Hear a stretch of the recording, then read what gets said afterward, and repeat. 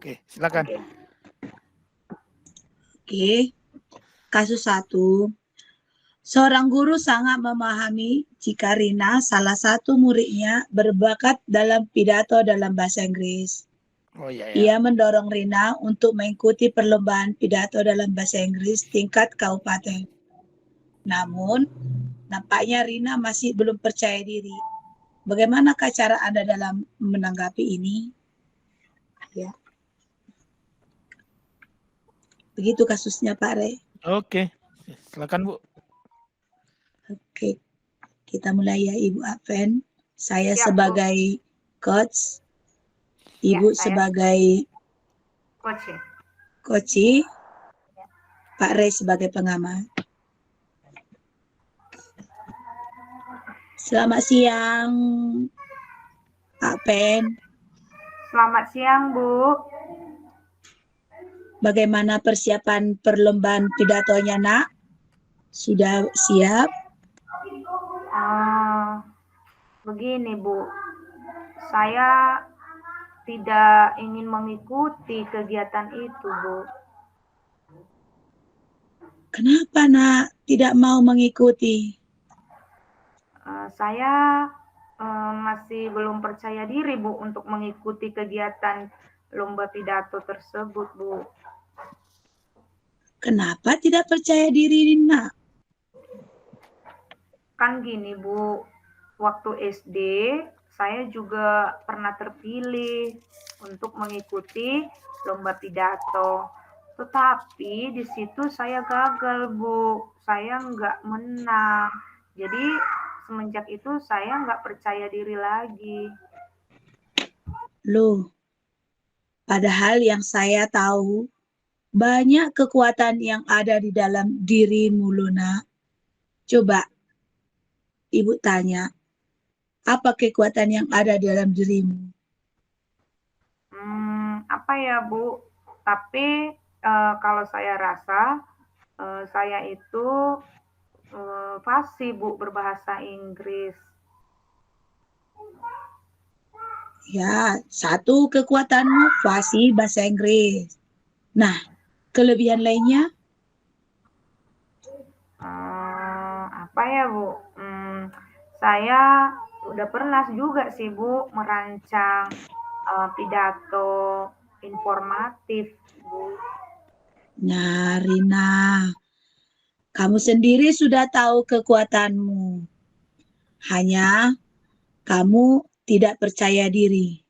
Ya, Bu. Lihat, fasih dalam bahasa Inggris, bisa merancang pidato. Makanya Ibu sangat percaya pada Rina untuk mewakili sekolah kita dalam perlombaan pidato. Nah, sekarang coba Ibu tanya, udah tahu ini bahasa Inggris. Nah, sekarang kita mau mengikuti lomba pidato.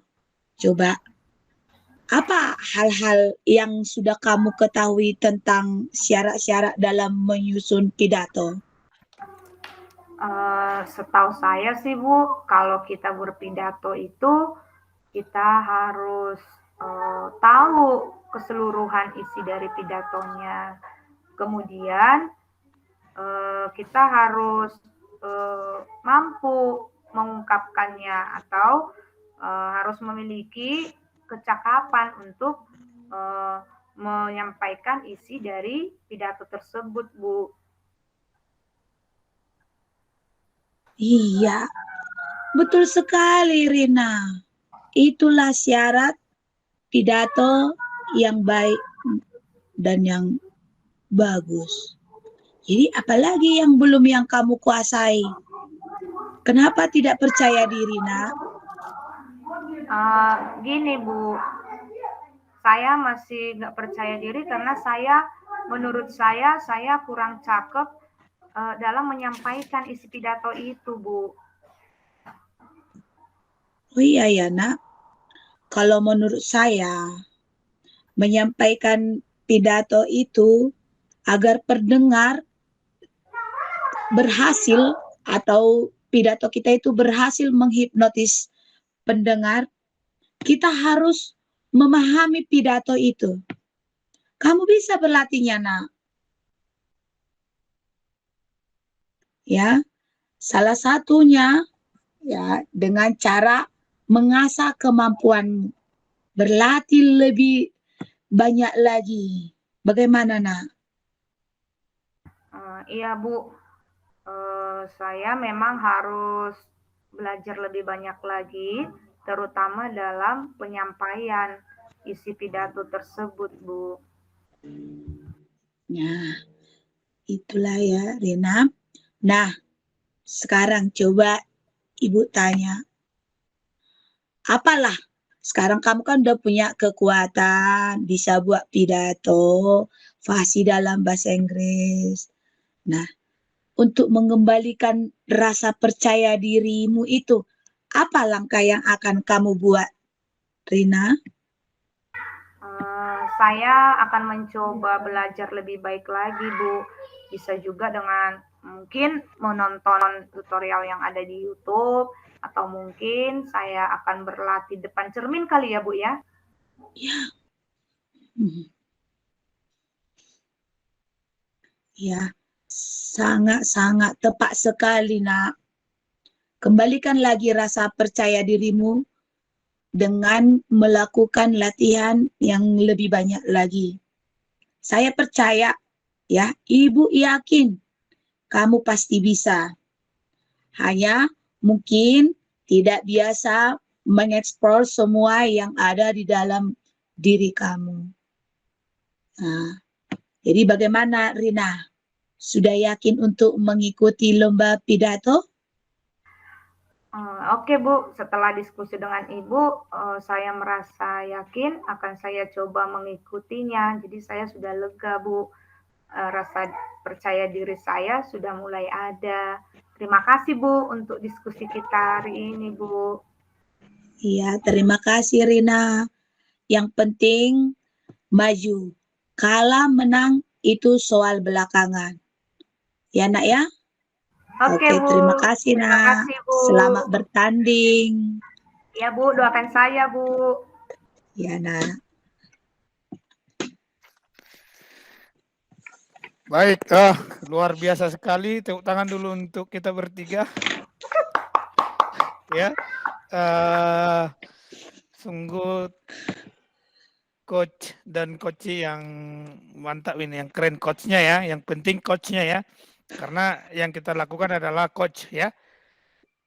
Tujuan kita nanti bisa menjadi coach yang andal bagi siswa kita. Jadi saya mengamati coachnya sudah menggunakan langkah-langkah coach dalam model Tirta, diawali dengan tujuan yang jelas. Jadi coach sudah menyampaikan kalimat pembuka, pemantik supaya coachnya bisa terbuka gitu ya. Nah, saat diberikan pertanyaan-pertanyaan pembuka tadi, nah coach dapat menyampaikan tujuan yang hendak dicapai dengan jelas ya. Nah, sebenarnya coach ini tadi kan sebenarnya dia pengen menjadi lomba baca puisinya, tapi dia mempunyai rasa tidak percaya diri. Nah, ini yang mau dituntaskan. Di tujuan itu jelas tadi jelas diucapkan oleh coach. Nah, kemudian diidentifikasi. Nah, coach di sini sudah dengan mengeksplor potensi-potensi coach ya. Di sana tadi bahwa dia ada potensinya sebenarnya dalam lomba baca puisi. Jadi dieksplor oleh si coach tadi ya. Nah, pertanyaan-pertanyaan sudah bersifat terbuka dan mampu mengeksplorasi coach, memberikan respon dengan lancar ya, dengan kalimat-kalimat yang mudahlah dipahami coach, mudah dipahami oleh coachnya. Dan nah, coach aktif memberikan tanggapan dan umpan balik dari pernyataan-pernyataan coach tadi ya yang diucapkan coach. Nah, kemudian di yang ketiga rencana aksi ya, coach ini telah memberikan pertanyaan-pertanyaan dan umpan balik mengenai reaksi coach ya dalam menyelesaikan permasalahannya. Nah, coach sudah mampu memberikan pertanyaan pengambilan keputusan mandiri oleh coach. Nah, coach membuat si coach tadi mengeksplorasi jawaban sehingga jawabannya lebih spesifik tentang rencana-rencana yang akan dilakukannya tadi ya.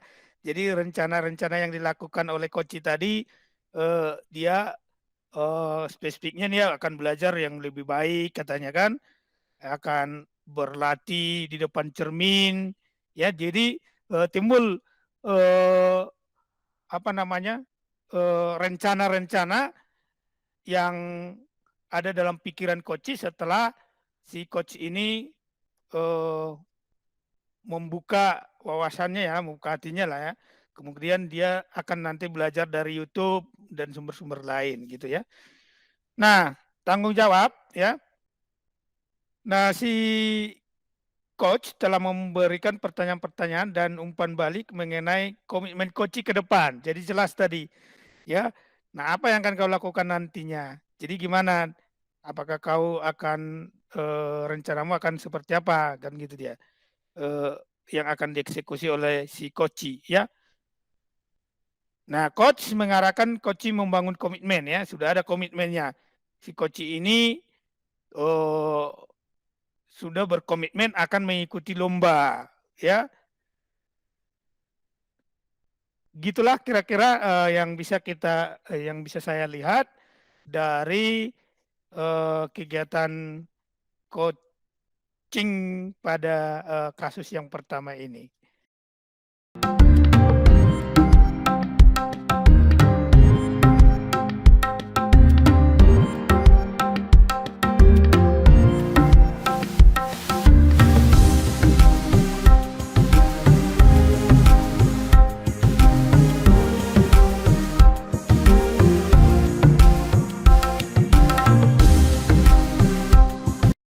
Lanjut saja ke kasus yang kedua.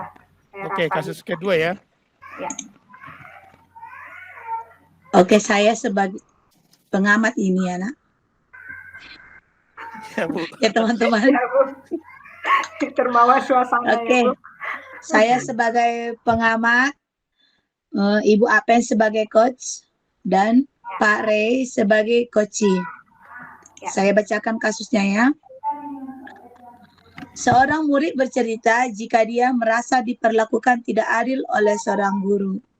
Guru tersebut membuka les privat dan sebagian besar murid di kelas mengikuti les privat tersebut, kecuali murid tersebut.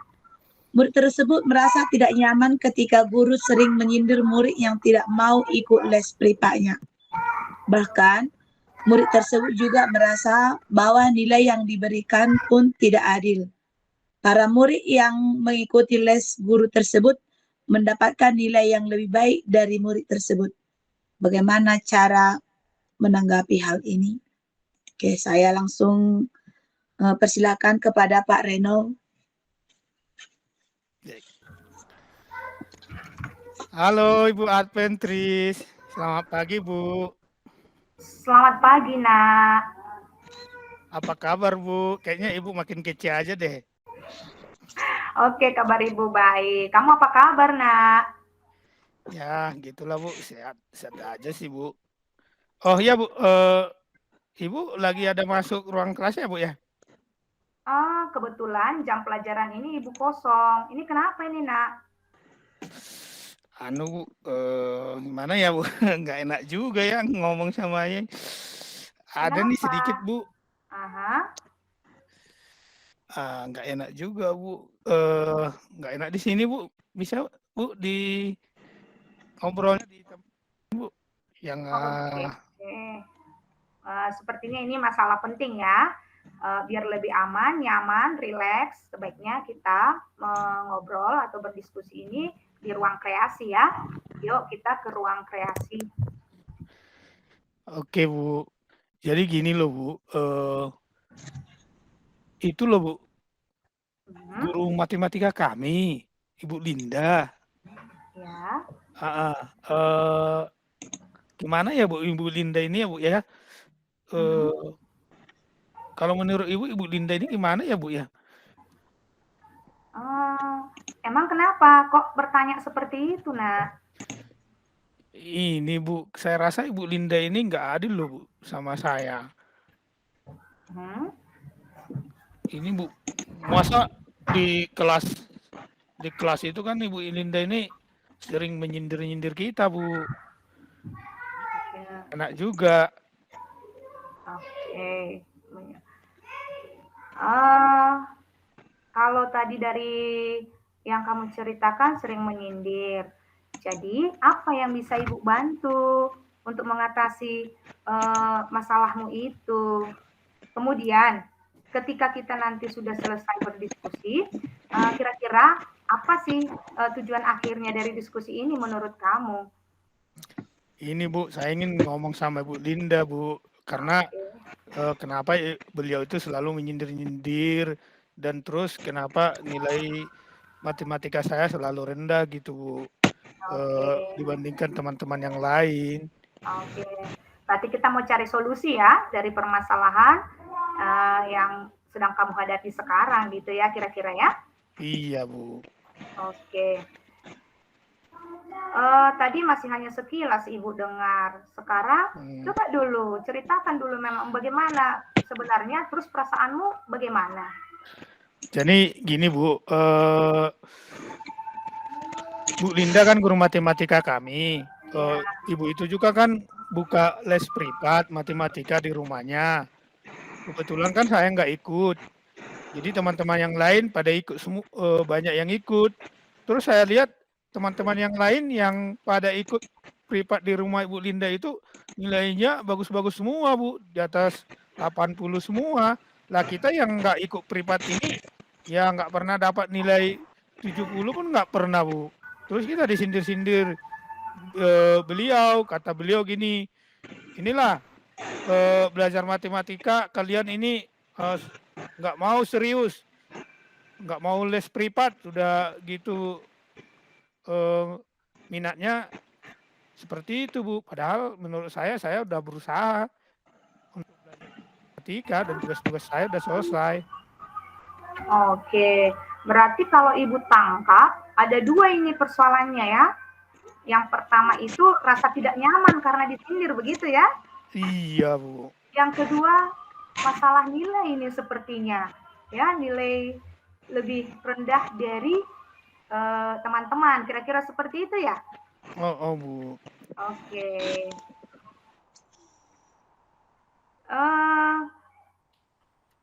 Tadi ada kata disindir, itu Ibu dengar. Menurut kamu, kenapa kamu menyatakan itu sindiran? Emang itu?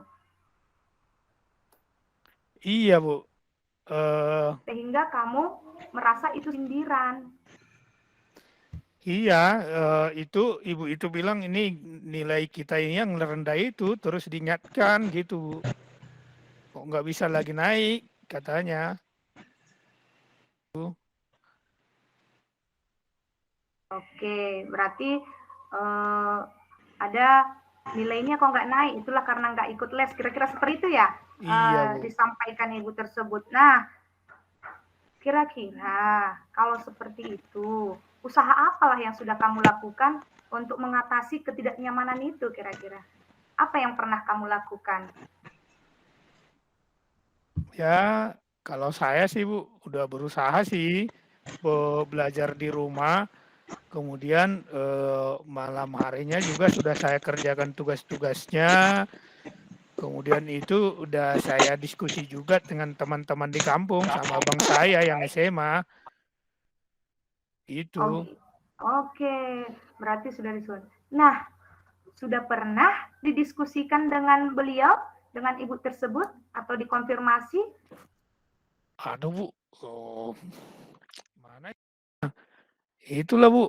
Makanya ini kita takut, Bu. Takut. Kenapa takut? Memang ibu itu pernah memarahi atau bagaimana? Ya enggak sih juga, Bu, nggak pernah marah sih. Kalau secara khusus kalau di kelas marah sama kita semua di kelas aja gitu. Tapi kalau untuk marah secara sendiri sama aku belum pernah sih, Bu. Ah, kan belum pernah diskusikan. Jadi setiap hal yang dibicarakan secara baik-baik, itu pasti hasilnya baik. Tidak mungkin kan tiba-tiba si ibu marah ketika kamu membicarakannya dengan baik. Nah, kamu kan sudah tahu itu bagaimana cara berkomunikasi yang baik. Kira-kira bagaimana itu berkomunikasi yang baik? Ya, itulah, Bu.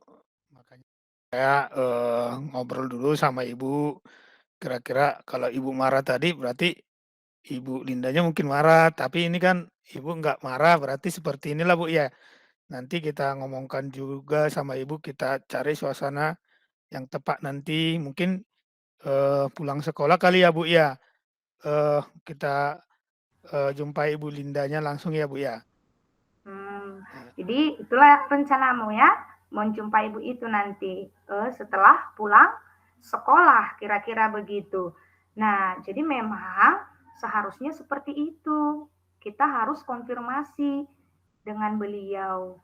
Atau mungkin kan tidak selamanya yang kamu pikirkan menyindir itu menyindir gitu. Jadi ada komunikasi yang baik sehingga kita mampu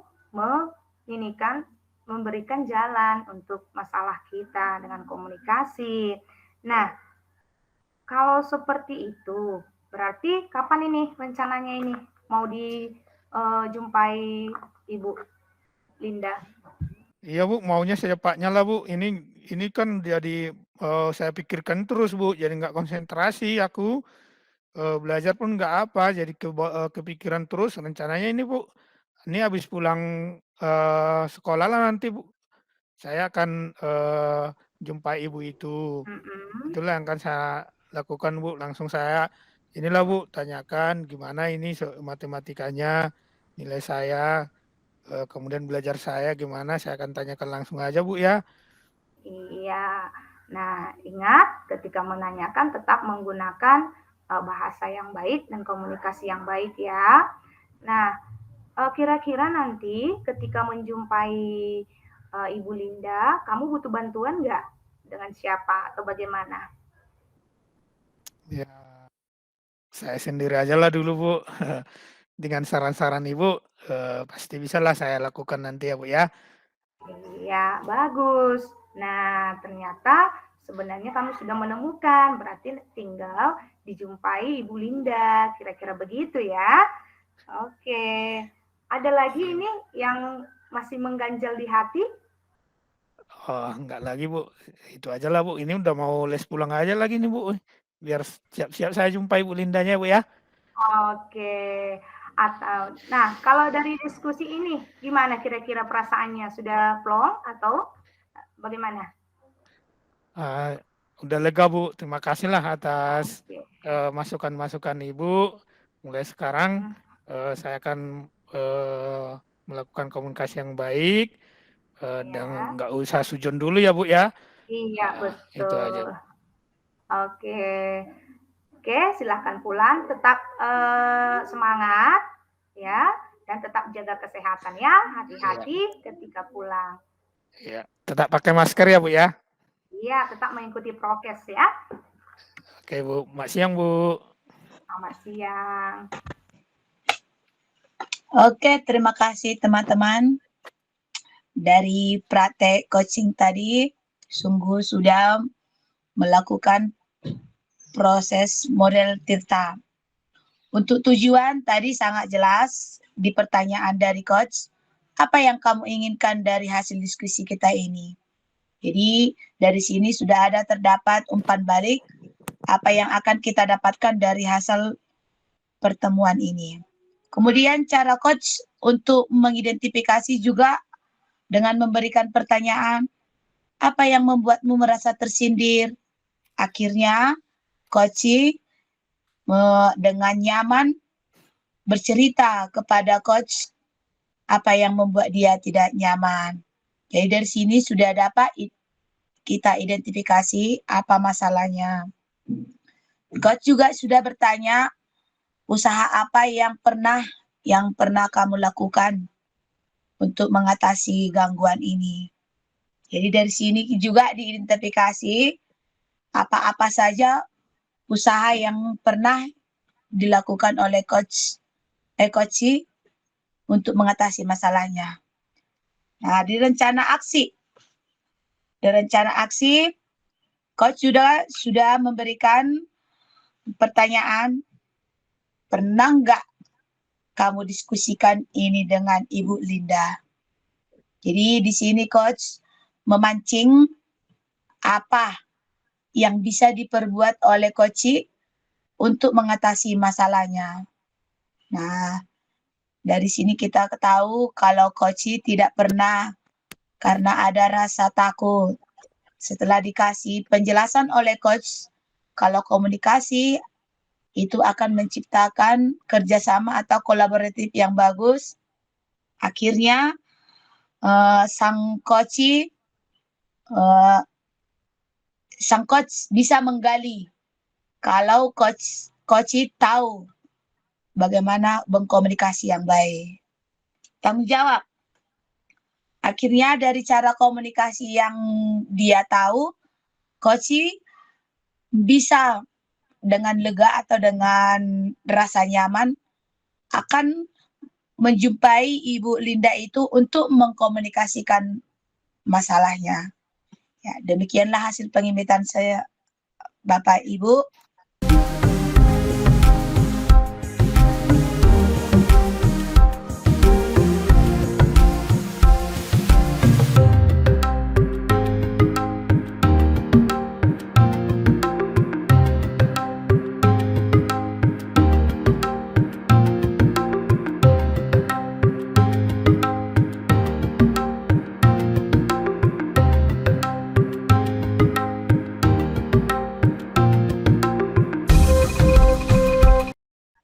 Kita lanjut kasus 3. Ya, terima kasih kepada Ibu Evi. Kita lanjutkan kepada kasus yang ketiga. Di kasus yang ketiga, yang berperan sebagai coach itu Pak Renol Panjaitan, yang berperan sebagai coach itu Ibu Evi Sinurat, dan saya sebagai pengamat. Akan saya bacakan dulu kasus untuk nomor 3. Rekan Anda bercerita jika dia baru saja mendapatkan teguran dari kepala sekolah yang menerima laporan dari pengawas sekolah yang melakukan supervisi saat ia mengajar. Pengawas sekolah yang melakukan supervisi tampak keberatan ketika rekan Anda mengajar tanpa buku teks. Rekan Anda mengajar dengan memanfaatkan sumber-sumber belajar lainnya. Ketika diingatkan pengawas tersebut, rekan Anda menyampaikan jika ia tetap mengacu pada kurikulum walaupun tidak menggunakan buku teks. Pengawas tersebut tampak tersinggung dan memberikan laporan tentang hal itu kepada kepala sekolah. Bagaimana Anda menyikapinya? Nah, untuk melihat bagaimana proses coaching di sini, ya kami persilahkan kepada Pak Renol dan Ibu Evi.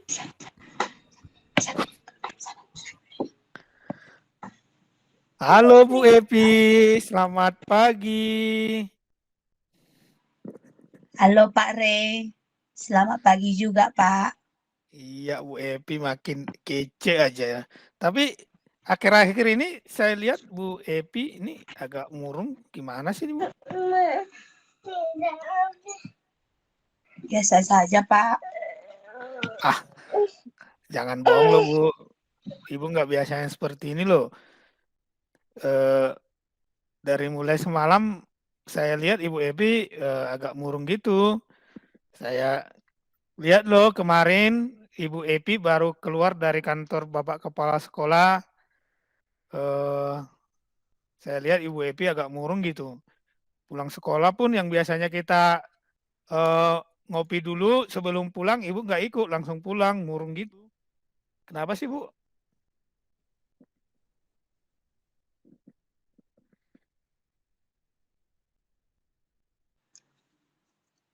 Iya Pak, tapi itu hanya perasaan Bapak aja itu. Iya Bu, tapi kan kemarin saya lihat Ibu keluar dari kantor Bapak Kepala Sekolah, rasanya Ibu nggak semangat gitu Bu. Bisa dong cerita Bu ke kita? Iya Pak, 2 hari yang lalu saya kan supervisi oleh Bapak pengawas. Iya iya, betul. Ya, mungkin karena memang perasaan juga lagi nggak enak. Bapak itu menegur saya Pak. Nah, Lah. katanya saya ini tidak boleh tidak pakai buku teks ke dalam sekolah. Padahal saya juga sudah pakai yang sumber-sumber belajar lain loh Pak. Saya memakai dari YouTube, dari internet, banyak sumber belajar saya. Dan akhirnya Bapak itu melaporkan ke kepala sekolah. Ya, itulah yang Bapak lihat kemarin. Saya dipanggil kepala sekolah, Pak.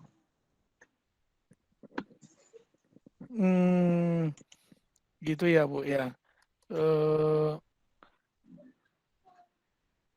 Jadi kalau menurut saya sih Ibu Epi ini adalah salah satu guru kita yang kreatif, yang patut ditiru lah.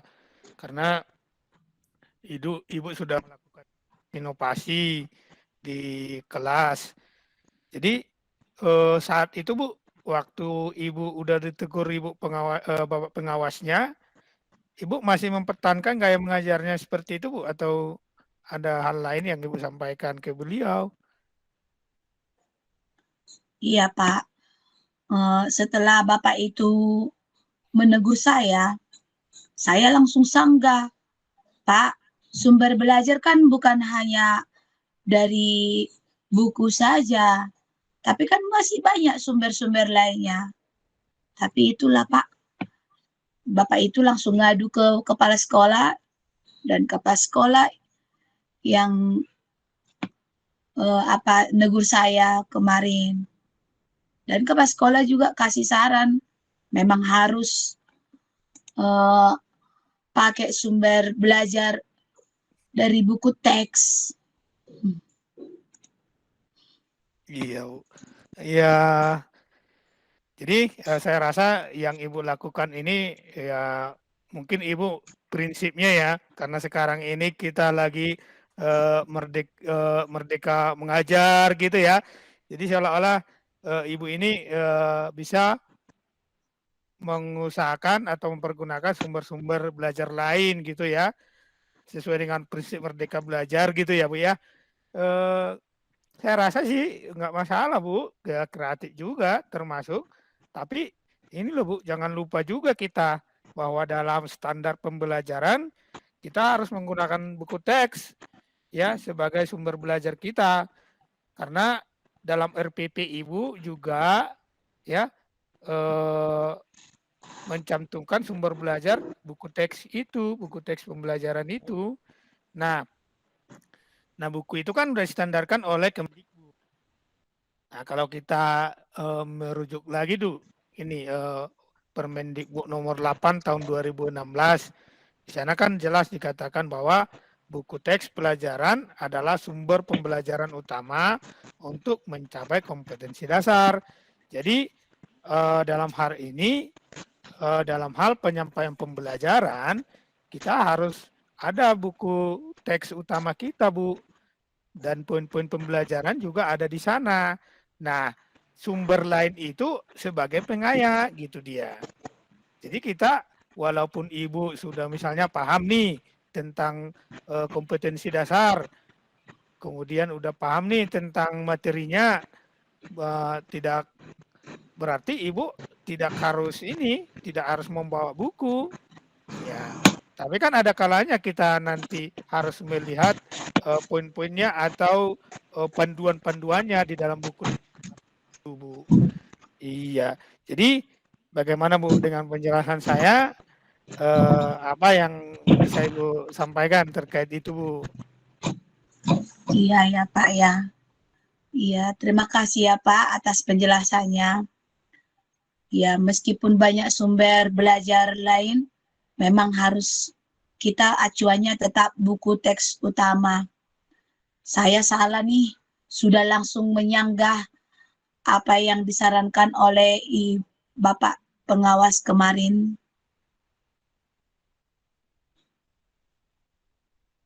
Oke Bu, ya kalau kesalahan itu kan wajar sih Bu. Ya semua kita udah pasti melakukan kesalahan. Itu manusiawi loh Bu. Yang penting kan ke depannya ini bagaimana kita memperbaikinya, melakukan tindakan. Jadi untuk ke depan desain pembelajaran yang selanjutnya Ibu lakukan, gambarannya kira-kira gimana sih Bu terkait ini? Ya, seperti saran dari Bapak pengawas dengan Bapak Ray sudah membuka pikiran saya akan tetap mengacu pada buku teks utama. Mungkin mulai besok saya akan mengajar itu dengan mengacu pada buku teks utama, Pak.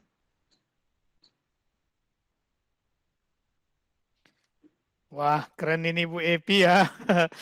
Gak percuma ini Bu Epi ini salah satu guru kreatif di sekolah kita ini. Ini Bu, gimana dong ya rencana Ibu ke ini, ke kepala sekolah ya. Karena belakangan ini hubungan Ibu dengan kepala sekolah agak dingin gitu di. Ya, Pak ya.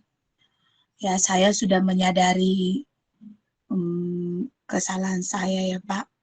Mungkin besok saya akan jumpai kepala sekolah dan bilang kalau saya memang harus melakukan proses pembelajaran itu dengan membawa buku teks. Semoga nanti kepala sekolah juga bisa menjadi perantara antara saya dengan pengawas, sehingga untuk supervisi berikutnya tidak ada lagi komunikasi yang baik ya Pak ya. Oke Bu, keren Bu. Berarti nanti untuk supervisi minggu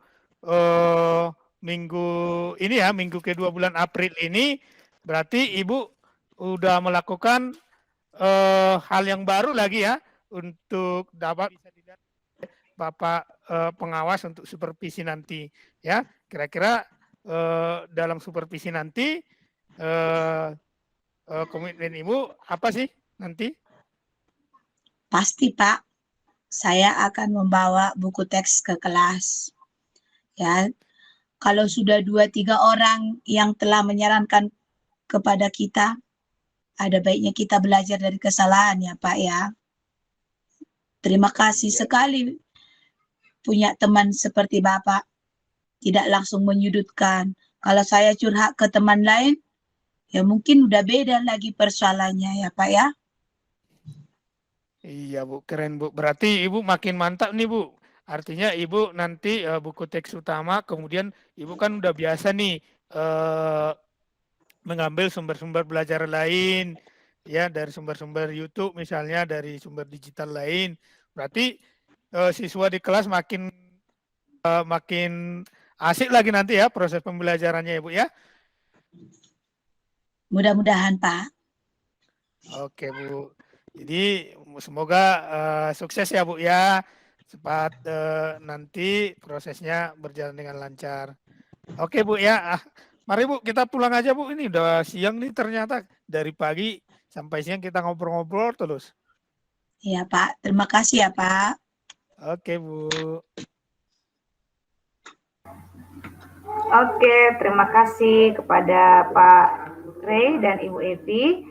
Saya sebagai pengamat, setelah mengamati kegiatan coaching yang dilakukan, menurut saya langkah-langkah untuk model Tirtanya sudah jelas.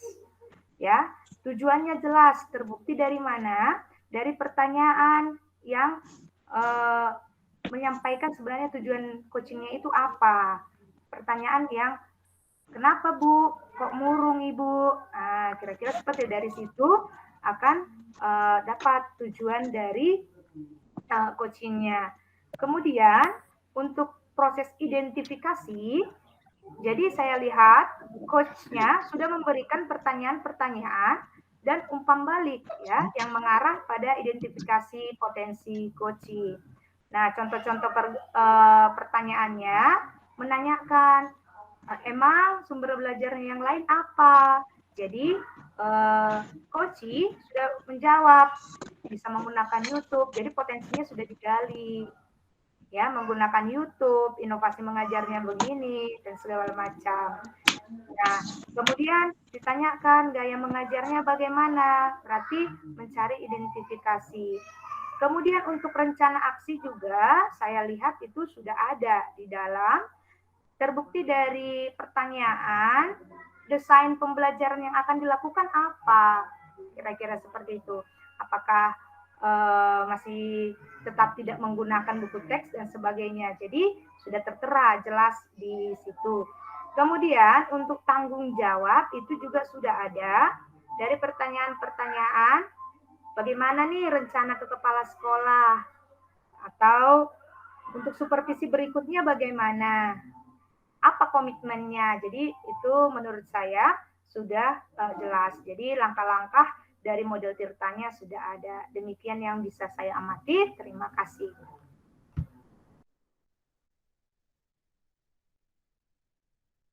Oke, terima kasih Ibu Adven, Ibu Devi.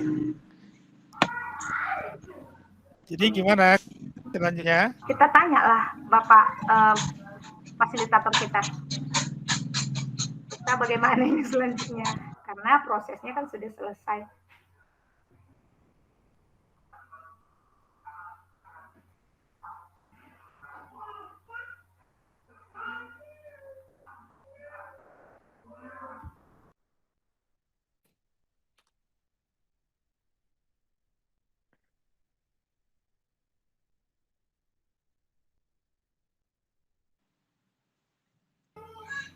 Halo Pak. Pak. Mohon izin Pak Irman.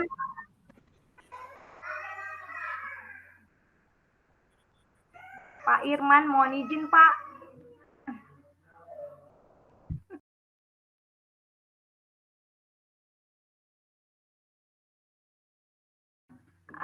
Mohon izin Pak, ini kasusnya sudah selesai Pak. Oh iya, kelompok 1 sudah selesai dia kasus. Kalau sudah selesai, nanti Bapak dan Ibu kelompok 1 kembali ke main room, nunggu sebentar ya. Kembali ke main room, nanti nunggu kelas lagi yang lain. Silakan Bu Antoni sama Bu Epi sama Pare, boleh kalau udah selesai kembali ke main room. Saya stop dulu recordnya ya. Iya Pak. Ya. Oke Pak. Ya kan gini kan Ya, Pak, untuk saya akan menghindari meminta kegiatan ini